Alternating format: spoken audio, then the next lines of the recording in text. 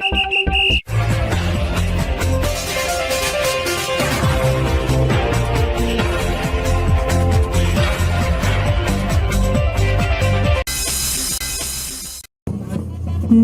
হারিয়ে সাফের ফাইনালে বাংলাদেশের ভাগিনীরা।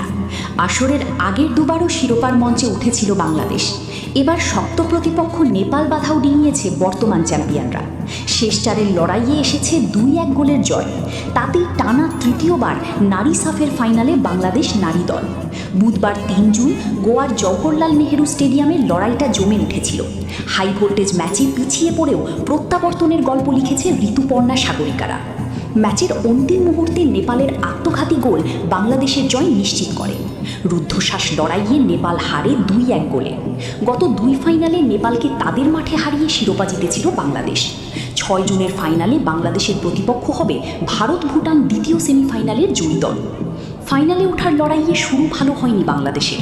সেই সুযোগে ম্যাচের 23 মিনিটে লিড নেয় নেপাল। পিছিয়ে পড়া বাংলাদেশ প্রথমার্ধের শেষ দিকে গোলের জন্য মরিয়া হয়ে একের পর এক আক্রমণ চালাতে থাকে। বিরতির বাঁশি বাজার ঠিক আগ মুহূর্তে দুর্দান্ত এক গোল করেন ঋতুপর্ণা চাকমা। কর্নার কিক থেকে সরাসরি বাঁকানো শটে নেপালের জালে বল পাঠিয়ে দলকে 1-1 সমতায় ফেরান তিনি।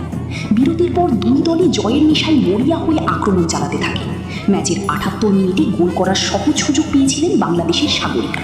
তবে নেপাল অধিনায়ক গোলকিপার সুব্বার ক্ষিপ্রতায় সাগরিকার শটটি ফিরে যায়। ম্যাচের যোগ করার সময় ভাগ্য সহায় হয় বাংলাদেশের। শামসুন নাহার জুনিয়রের একটি পাস ছিল সাগরিকার উদ্দেশ্যে। সাগরিকার চাপে নেপালের রক্ষণভাগ তালগোল পাকিয়ে ফেলে এবং আত্মঘাতী গোল দিয়ে বসে। এরপর শেষের বাঁশি বাজলে ফাইনালে ওঠার আনন্দে মেতে ওঠে বাংলাদেশের মেয়েরা। হ্যালো বন্ধুরা, আপনার চ্যানেল কি প্রিমিয়ার স্পোর্টস। এখনই সাবস্ক্রাইব করুন